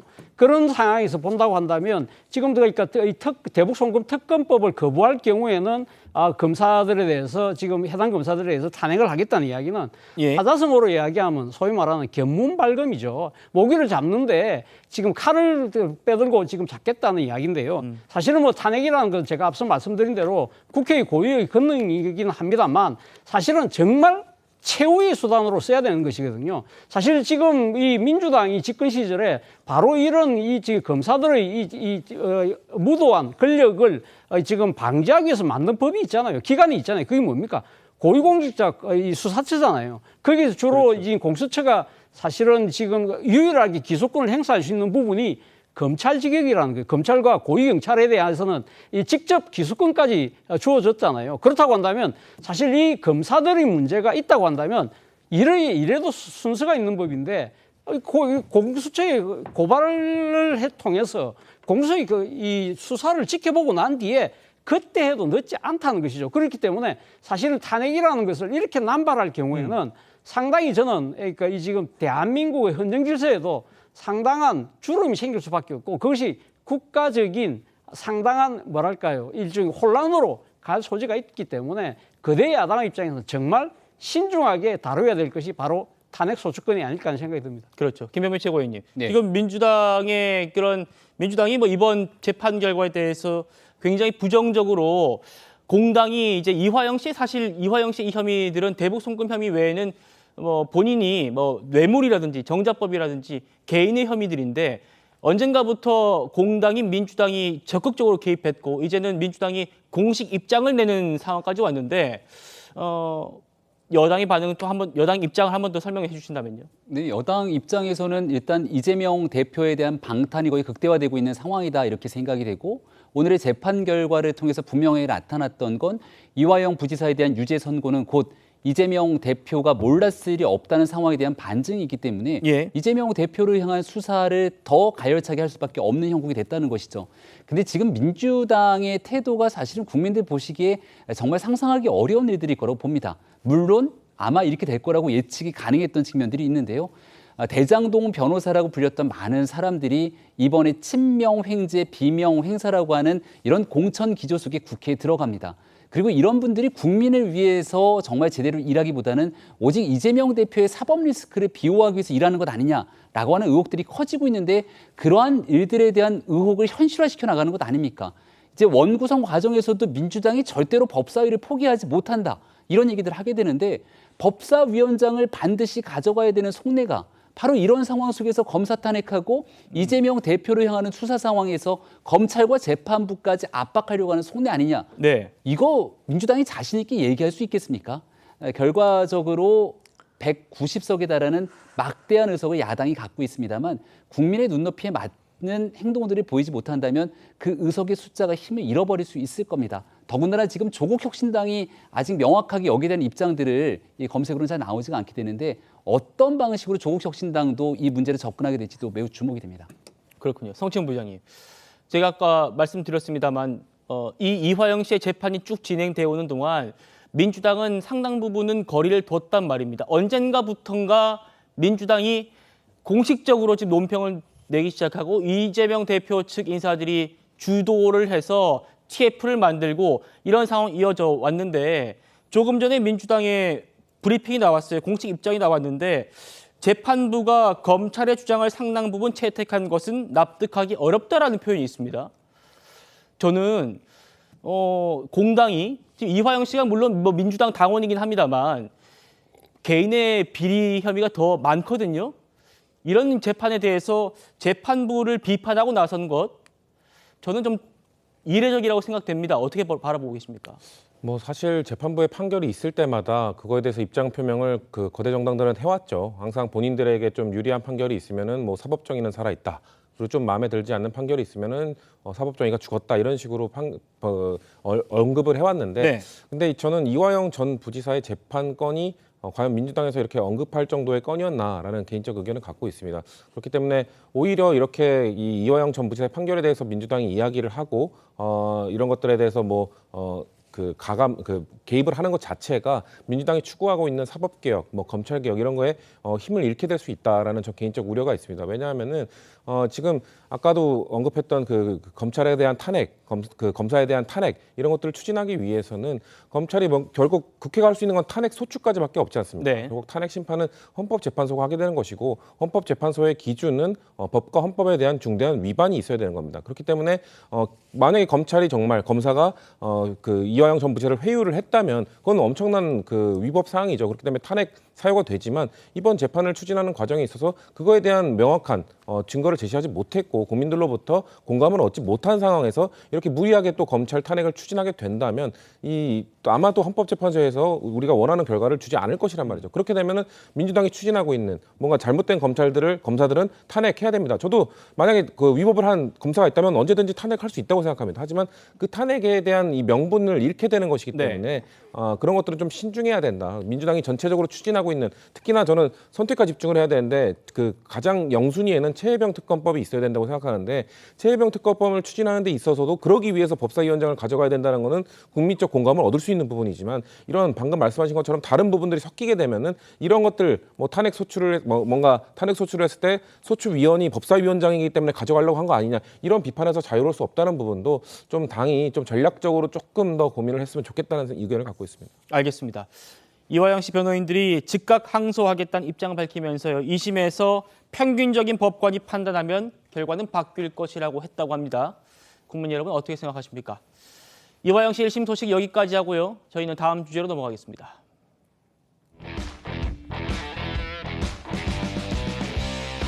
지금 정치권에서 계속되고 있는 김정숙 여사의 인도 방문 논란도 짚어보겠습니다. 오늘 문재인 청와대 출신의 민주당 인사들이 총출동을 해가지고 기자간담회를 열고 해명을 했습니다. 당시 정부 대표단장이었던 도종환 전 장관도 나왔는데 그 전에 라디오에도 출연했습니다. 한번 들어보시죠. 예, 우리 측에다가 좀 정상급이 와달라는 요청을 했는데 9월에 고위사절단 이 초청장은 별개의 것인데요. 뭐냐면 유피주의 관광 차관이 저를 초청하는 초청장이에요. 다른 트랙인데요. 이걸 뒤섞어서 예. 장관이 초청받았는데 김정숙 여사가 끼어서 셀프 초청을 해서 이 문제가 발생했다라고 예. 주장을 하잖아요. 셀프 초청이라는 건 있을 수 없어요. 이건 모디 총리가 요청하는 거는 예. 인도 정부의 공식 초청장이에요. 정식 이게 초청장에 맞습니까? 내용에 예. 이렇게 되어 있어요. 예. 영부인 김정숙 여사님과 대표단을 공식 초청하게 된 것을 매우 기쁘게 생각합니다. 이렇게 초청장을 모디 총리가 자, 보냈어요. 자, 그러니까 도 전 장관의 얘기는 이겁니다. 그래픽 준비했으면 바로 보여주세요. 김영희 최고위원님. 네. 그러니까 도 장관 얘기는 본인이 받은 초청장은 유피주, 그러니까 주의 관광 차관이 준 거고 김정숙 여사가 받은 초청장이 정식 초청장이다. 그게 인도 모디 총리가 보낸 거다. 이렇게 얘기를 했는데 근데 도 전 장관이 공개한 그 초청장 날짜가 10월 26일이에요. 김정숙 여사한테 갔다는 게. 그러면 김정숙 여사가 인도를 가기 9일 전에야 초청장이 도착했다는 말이 되거든요. 네. 인도 총리가 초청하고 국빈 대접을 하는 그런 행사인데 초청장이 9일 전에 왔다? 어떻게 좀 봐야 됩니까? 이거를 의혹 제기하는 사람들이 아무도 두 개를 섞어서 얘기하지 않았습니다. 도종환 장관에게 왔던 초청장이 있다는 건 알고 있었고요. 예. 근데 애당초 시작부터 김정숙 여사가 문체부의 이 공식 외교 순방 계획에 들어가 있지 않다.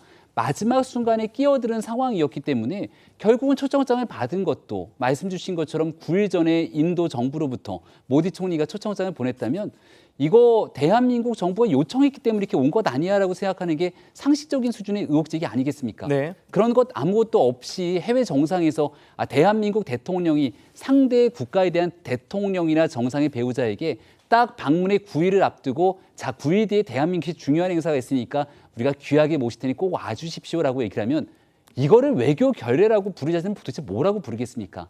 이미 다 정해져 있는 상황 속에서 김정숙 여사가 같이 함께 참여하다 보니까 문체부 직원들, 장관과 직원들이 가게 됐을 때 수천만 원이면 다녀올 수 있었던 행사가 수억대로 늘어나게 되고 갑자기 공군 2호기, 대통령 전용기까지 나오게 되면서 타지마을 일정이 끼어들게 됐던 이유가 도대체 석연치 않다는 게 핵심적인 본질인데 네. 본질에 대한 답변 없이 자꾸 지역적인 문제로 물타기 피해가 이르는 모습이 안타깝습니다. 김 변호사님. 아니 근데 우리가 초청장이 있었냐 없었냐 가지고 따지는 거 아니잖아요. 그렇죠. 그 초청장이 왜 임박해서 왔는데 셀프 초청을 해달라고 해서 온 것이다. 그것 갖고 따지고 있는 거 아니에요? 그렇죠. 도종환 전 의원이 전 장관이 초청장이 있다 이렇게 얘기하는 것은 지금 본질 뭔지를 잘 모르고 얘기하고 있는 거예요. 제가 좀 더 부연 설명드리면 여당에서도 초청장이 왜 없었냐는 게 아니라 초청장 있었다라고 인정하고 근데 있다는 그 초청장을 말씀이잖아요. 해달라고 해서 했다는 거잖아요. 그러니까 지금 모르겠어요. 뭐 초야에 묻혀 있어서 방송을 안 봐서 본질이 뭔지 모르고 있는데 저는 사실은 도종환 전 장관이 아침에 라디오 나온 거 제가 다 들었고요. 그다음에 인터뷰 한다고 그래서 가장 사실적인 측면을 진실이 얘기할 수 있는 사람이라고 해서 들어봤는데 이게 하나도 이해가는 게 없어요. 지금 본인 얘기는 그러잖아요.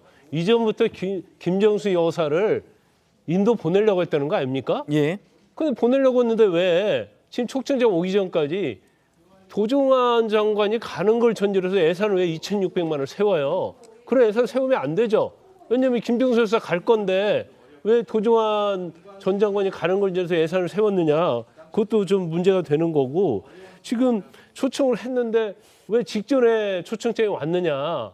그러면 이거 여행을 위해서 가기 위해서 한 거냐. 그게 지금 논점이거든요. 그다음에 또 한 가지 좀 이해가 안 가는 부분이 지금 관련된 것이 기내식이랄지 뭐 셀프 초청이랄지 타지말묘가 왜 갑자기 가기로 정해졌는데 예. 논점은 다 나왔어요. 논쟁거리는. 그럼 이제까지 조용히 하고 있었단 말이에요.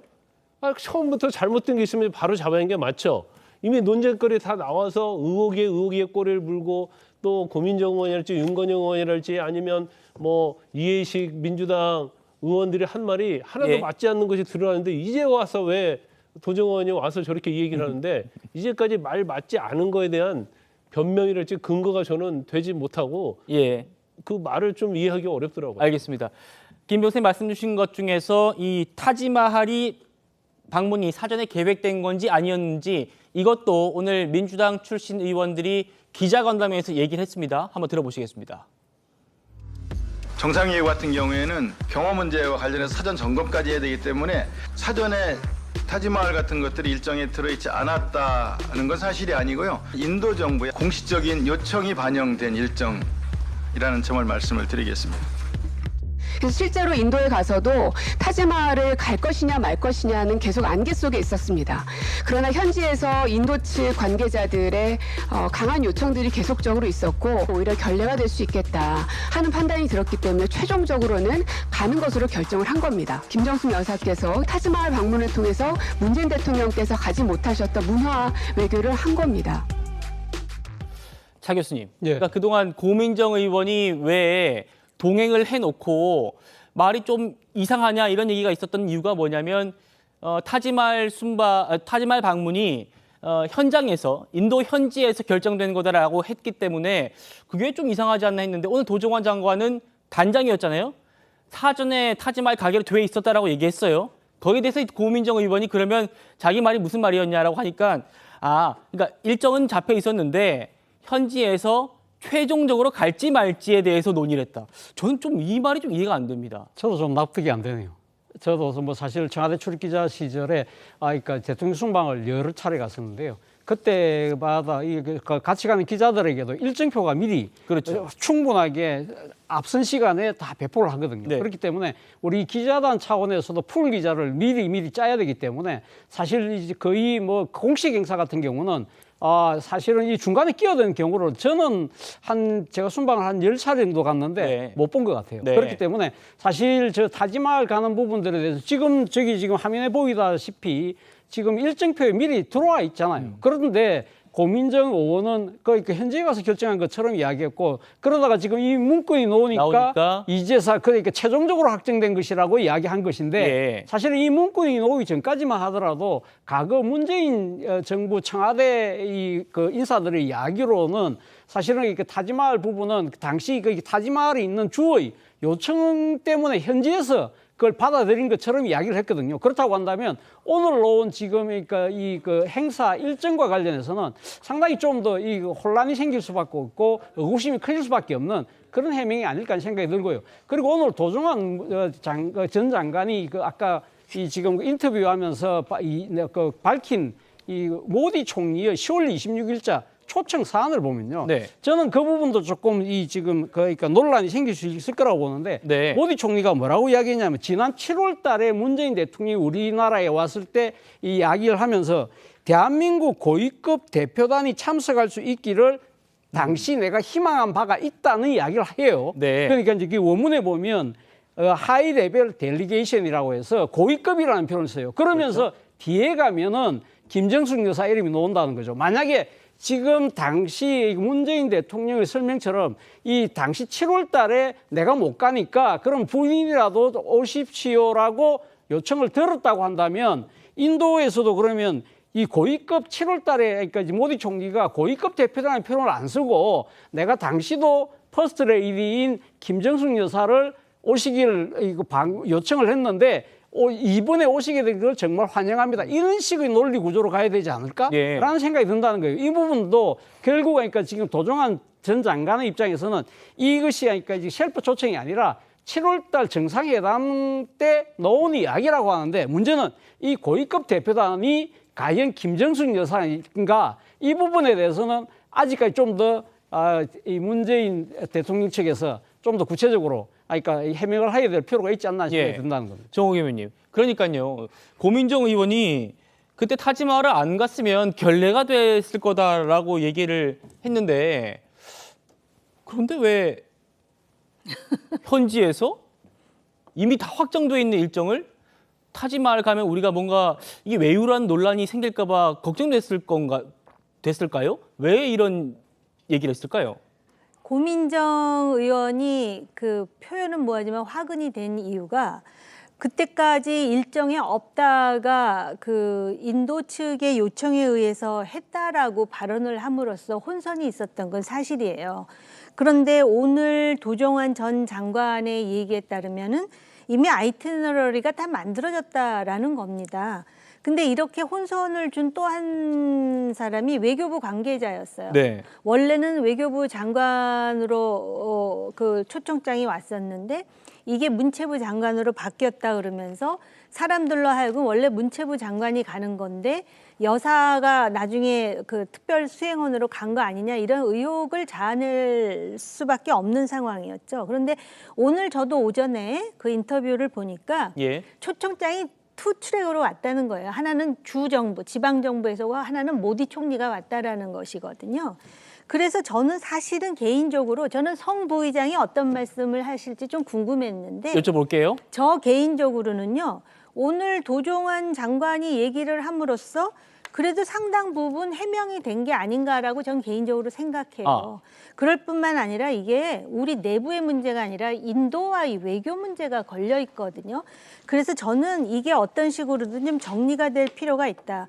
그러면 왜 이런 문제가 생겼느냐. 사실 문재인 정부 당시에 여사와 관련해가지고선 많은 논란이 있었던 건 사실입니다. 그 선거운동할 때 뭐 경인선 가야 돼서부터 시작해서 뭐 외국 순방을 갈 때 오히려 여사가 대통령보다 먼저 나선다든지 또 의상실과 관련해서 의상실의 업주의 뭐 딸이 청와대에 근무했다 이런 얘기도 나오고 또 샤넬 뭐 자켓 얘기도 나오고 또 뭐 요번에 인도 방문했을 때 뭐 사리를 고쳐 입었느니 이런 얘기도 나오고 또 그 순방할 때마다 여러 그 명소를 다니다 보니까 그런 어떤 그 뭐랄까 의혹의 시선이 있는 상황에서 여사가 휘장을 두른 비행기 공군기를 타고 이제 국빈 방문을 하다 보니까 이러한 이제 그 논란의 중심에 섰는데요. 예. 그렇다 하더라도 저는 이 논쟁을 계속하는 것은 국가적으로도 예. 바람직하지 않다라고 생각하고요. 솔직히요. 이게 진영으로 나서 싸울 일이 아니니까 한마디만 할게요. 타지마할이 무슨 우주여행 로봇 타고 가는 것도 아니고요. 그분이 가려고 마음먹었으면 영부인의 자격이 아니더라도 갔을 수 있을 것 같아요. 그러니까 여기서 정리를 하고 그다음에 이제 우리가 좀 생산적인 얘기를 했으면 어떨까 하는 개인적인 바람이 있어요. 알겠습니다. 자, 하나만 더 하고 좀 넘어갈게요. 대통령 기록물로 이관되지 않았다는 그런 얘기가 나왔던 그 사리 블라우스 여기에 대해서도 이 문재인 정부 청와대 인사들이 반박했습니다. 한번 들어보시겠습니다. 인도 측에서는 인도 전통의 천인 사리천을 저에게 주시었던 거고요. 그건 기록물로 규정이 돼서 보관이 되어 있는데 그중에 하나를 의상 외교 차원에서 여사님께서 브라우스로 만들어서 인도 방문 때 입고 가셨고 그 부분에 대해서 인도 현지의 많은 관계자분들 그리고 외교가에서는 상당한 반향이 있었던 걸로 알고 있습니다. 그런 기준들을 꼼꼼히 살펴보고 당시에 법적으로 문제가 없다라고 판단을 했기 때문에 의상 외교 차원에서 만들어서 입고 가신 걸로 알고 있습니다. 성천 부의원님, 이 부분도 사실 부차적인 부분입니다. 그래서 뭐 제가 직접적으로 질문은 뭐 안 드리도록 하고요. 또 제가 질문 드리고 싶은 부분은 이겁니다. 방금 나왔던 그분들 모두 문재인 정부 때 청와대에 있었던 분들이거든요. 근데 이제 당 차원에서 이번 사건에 대한 대응을 하지 않겠다고 했어요. 오히려 이 국격과 관련된 지난 정부와 관련된 중차대한 문제이기 때문에 이런 부분들을 오히려 민주당에서 여당의 공세에 맞대응을 해야 되는데 문재인 정부 청와대에 있었던 분들이 각계 전투로서 이렇게 대응할 뿐이고 당 차원의 대응이 없단 말입니다. 어떻게 좀 바라보십니까?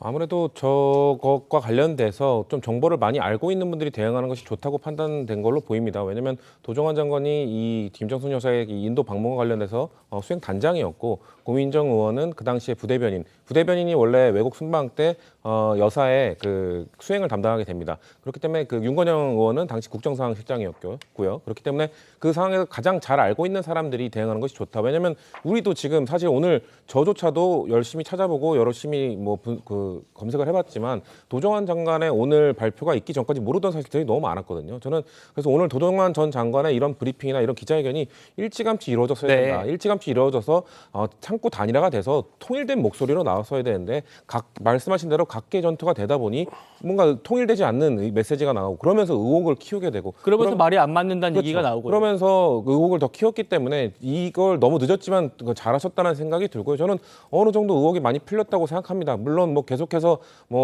결국에는 모디 총리한테 부탁을 해서 초청장을 받아낸 것 아니냐 이런 말씀들을 하는데 저는 인도 모디 총리가 오늘 도정환 장관이 얘기한 것 중에 하나가 모디 총리가 2018년 7월에 얘기하기 전에 4월에 이미 UP주에서의 초청이 있었고 그런 다음에 7월에서의 구두 초청도 저는 제가 확인하고 싶었던 게 뭐였냐면 그 당시에 수행했던 사람들의 기록이 있을 것이다. 기록물로 남아있다. 그것이 확정됐으면 인도의 모디 총리가 7월에 부탁했던 건 확정이 된 겁니다. 근데 그때 답을 주지 못했죠. 그렇기 때문에 그걸 마음에 담아두고 있다가 계속 좀 마음이 불편한 상황에서 뒤늦게 그럼 왜냐하면 전 세계적으로 영부인 외교라는 게 그렇게 활발하지 않습니다. 저는 앞으로 더 활발해져야 된다고 생각을 하는데 그렇기 때문에 이걸 해도 될까?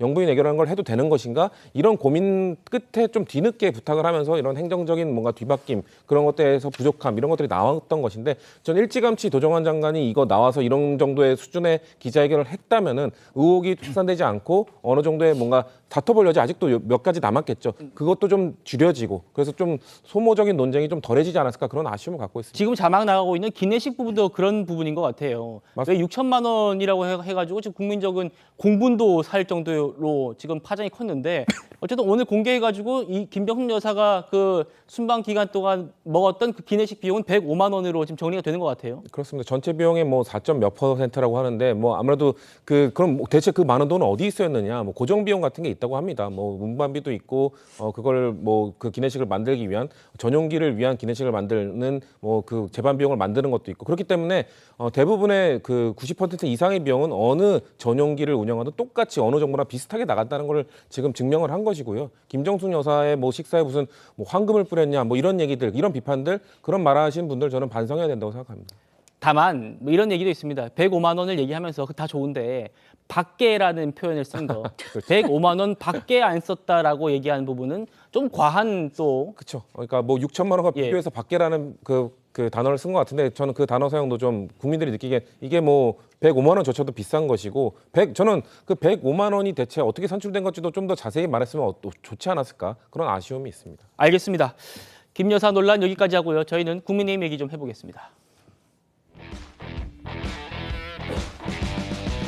자, 한동훈 전 위원장의 전당대회 등판 가능성이 한층 높아진 가운데 그렇다면 윤석열 대통령과의 관계를 어떻게 가져갈 것인가 이게 전당대회 중요한 포인트가 될 것 같습니다. 오늘 한 언론인이 참 여기에 대해서 심각한 얘기를 많이 했었어요. 한번 듣고 얘기 나눠보시죠. 한동훈 전 비대위원장 쪽에 이렇게 취재를 해보면 여전히 생각이 없는 것 같습니다. 대통령과의 만남에 기자회견에서 일단 기다리겠다 이렇게 문을 열어놨으면 한 번쯤 메시지를 넣을 만한데 여전히 생각이 없고 김웅국 만나면서도 김석열 대통령은 안 만나시는 거예요. 그런데 이분이 다니시면서 하는 워딩이 윤석열 대통령에 대한 호칭을 여러 가지로 하지만 항상 그 사람이라고 합니다. 그 사람은 이렇습니다. 그 사람은 어떻습니다. 그 사람은 뭡니다. 이거는 예의가 아니죠. 물론 다른 호칭도 많이 쓰지만 한동훈 비대위원장 입장에서는 윤석열 대통령을 향해서 카노사의 굴욕 더 이상 지원하지 않겠다 이런 생각이죠. 자, 한동훈은 윤석열 대통령을 항상 그 사람이라고 부른다. 김규환 CBS 논설실장이 본인의 취재를 바탕으로 한 주장이기 때문에 제가 가타부타 평가할 건 아닙니다만 저도 한동훈 위원장 측 얘기를 듣고 또 전해 듣는 것도 있기 때문에 취재를 좀 해봤습니다. 제 취재 내용은 이렇습니다. 그러니까 김규환 실장의 발언은 전혀 사실이 아니다. 그분이 이렇게 사실과 다른 전원을 말한 게 한두 번이냐. 저런 전원의 전원 보도를 본인 확인도 없이 하는 게 말이 되느냐. 김병민 최고위원님. 그러니까 김규환 실장이 이런 정도 얘기하려면 한동훈 위원장 본인한테 직접 물어보든지 했어야 되는데 그런 절차는 없었던 것 같아요. 실제로 한동훈 전 위원장과 윤석열 대통령의 관계에 대해서 좀 들으신 내용이 있습니까? 글쎄요, 세상 사람들은 뭐 유난 갈등 이렇게 얘기를 합니다만은 이번 그 총선을 진두지휘하는 과정에서부터 약간의 불협화음이 있었던 것 아니냐 이렇게 얘기 나옵니다만 지금 얘기를 하고 있는 것처럼 도저히 안 볼 사람들처럼 뭔가 그 사람 이렇게 부르게 된다면 그 갈등의 골이 너무나 깊고 또 한동훈 위원장 입장에서는 본인을 임명해 준 인사권자 중에 한 사람이고 또 검찰 조직에서 굉장히 오랫동안 함께 왔던 사람인데 이거를 그 사람 이렇게 불렀다는 한동훈 위원장에 대한 인격에 관한 문제로도 연결될 수가 있거든요. 그러니까 즉각적으로 한동훈 전 위원장 측이라고 얘기했다면 아마 한동훈 위원장의 입장과 그렇게 다르지 않을 거라고 보는데 사실관계와 전혀 맞지도 않는 내용들을 저렇게 얘기해버리고 나면 저 기사만 보고 아 한동훈 위원장은 이런 사람이구나라고 인식이 굳어지지 않겠습니까? 그렇죠. 더군다나 국민의힘 차원에서는 윤석열 대통령과 한동훈 전 위원장이 조속한 시일 내에 함께 만나서 같이 식사도 하고 또 좋은 이야기를 나누면서 보수가 더 통합해서 나아갈 수 있기를 바라는 분들이 굉장히 많습니다.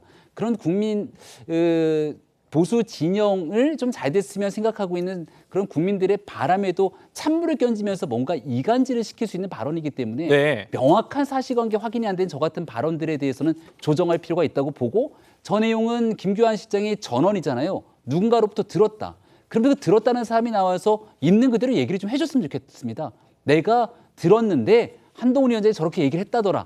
아니면 그 사실이 아니면 저 김규환 실장이 본인 스스로가 얘기했던 내용들이 사실관계와 전혀 어긋난 일이기 때문에 여기서는 공개적으로 좀 바로잡는 일이 필요할 것 같습니다. 네. 김규환 실장 본인도 얘기했습니다만 이런 주장은 한동훈 전 위원장의 인성, 품성에 대한 명예훼손이 될 수도 있기 때문에 좀 어떻게 좀 전개될지 모르겠습니다.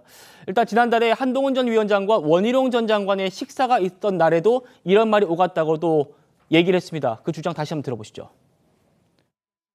이분이 5월 12일 날인가 한동훈 전 비대위원장하고 그 저녁을 했어요. 그날 사실은 제가 저녁 먹기 전에 바로 1시간 전에 저하고 만났어요. 이번 전당대회 나오는 거야? 무슨 백수가 전당대회 나와. 뭐 이러시더라고. 그러고 나서 누굴 만나냐면 딤섬집에 가서 한동훈 비대위원장을 만난 거예요.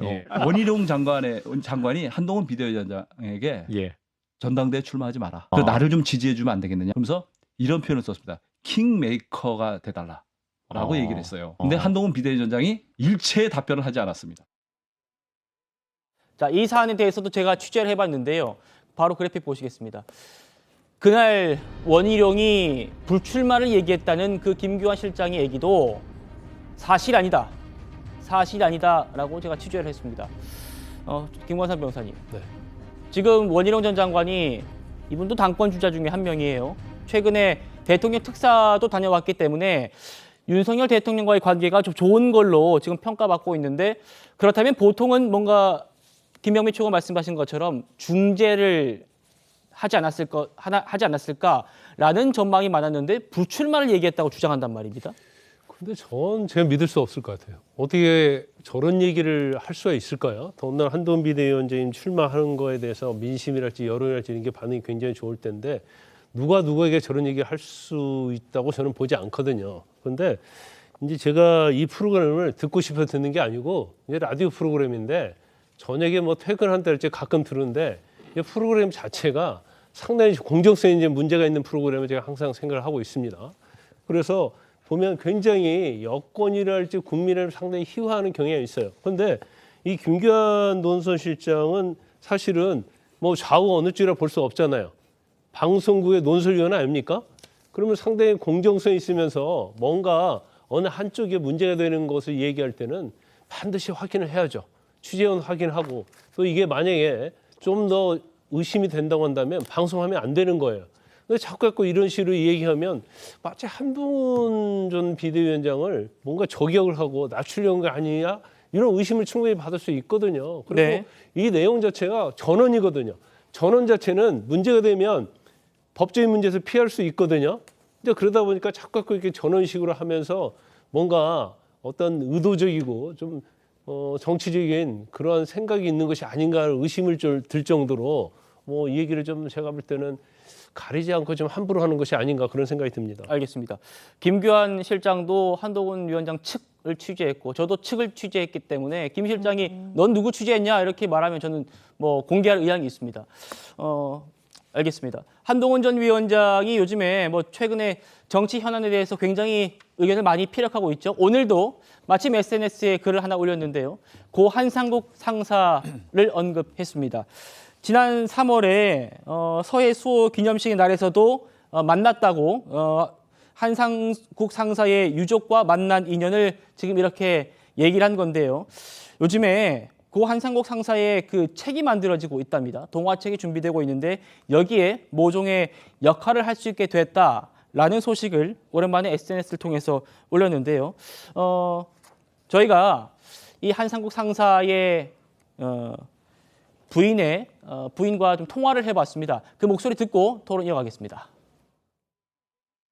꾸준히 관심을 가져주시고 계시고 제가 늘 1인실 오늘 몇째입니다라고 얘기하시면은 늘 그냥 힘내십시오, 건강하십시오. 항상 답을 주시는 분은 그분뿐이 없어요. 너무 제가 감사하더라고요. 귀찮아 안 하시고 얼마나 많은 사람들이 위원장님께 막 저 이거 좀 봐주세요, 뭐 이것 좀 해주세요, 이런 거 저런 거 막 이렇게 얘기 많이 나눌 거 아니에요. 그래도 꾸준하게 해주셔서 너무 감사하더라고요. 늘 그 관심 있게 봐주셔서 이번에도 이런 게 있습니다, 위원장님 혹시 참여해 주시면 너무 감사하겠습니다. 말씀을 드렸더니 이런 일은 무조건 참여해야 된다. 페북에도 좀 올려주시면 감사하겠습니다 했더니 그러면 사모님께 누가 될까 걱정 많이 하시더라고요. 사람의 성품이라는 게 어디에 있는 것 같아요. 차 교수님. 그러니까 한동훈 전 위원장의 지지층 사이에서는 나 벌써부터 이 프로젝트 참여하겠다. 이렇게 지금 흥행이 되고 있습니다. 그렇죠. 뭐 한동훈 전 비대위원장의 정치적 영향력 그리고 또 대중적 인지도 뭐 이런 부분들이 상당히 선한 영향력으로 저는 나타나는 것이 아닐까 하는 생각이 드는데요. 예. 사실 뭐 한동훈 전 비대위원장이 아마 지금 차기 전당대회를 나가기 위해서 꼭 저런 정치적 이벤트를 했다고 저는 보지는 않습니다. 뭐 많은 분들이 그러니까 사실은 지금 한상국 전 상사와 같은 이런 지금 우리 순국 그러니까 지금 조국을 지키다가 안타깝게 목숨을 바친 분들의 그런 일생을 상당히 동화로 이렇게 구현하겠다는 그런 취지에 대해서 아마 공감을 해서 적극적으로 한 것이 아닐까 하는 생각이 들고요. 물론 뭐 정치적으로 노림수도 뭐 전혀 없다고 하면 또 뭐 거짓말일 수도 있겠죠. 사실은 뭐 어떻게 보면 보수의 가치가 상당히 안보라는 측면하고 좀 맞닿아 있는 부분이 있기 때문에 그런 부분들도 있는 것이고, 그리고 어제가 바로 또 6.18 현충일이었잖아요. 순국한 선열들에 대한 또 나름대로 추념의 생각을 아주 많이 일으킬 수 있는 상황이기 때문에 뭐 그런 것도 뭐 나름대로는 겨냥을 했을 가능성이 있습니다만, 저는 아무튼 그러니까 지금 이 나라를 지키기 위해다가 목숨을 바친 이 고귀한 희생에 대해서 모든 사람들이 좀 더 많이 알고 공감했으면 좋겠다. 특히 아이들이 알았으면 좋겠다는 그러한 뜻으로 저는 했지 않았을까라는 생각을 해봅니다.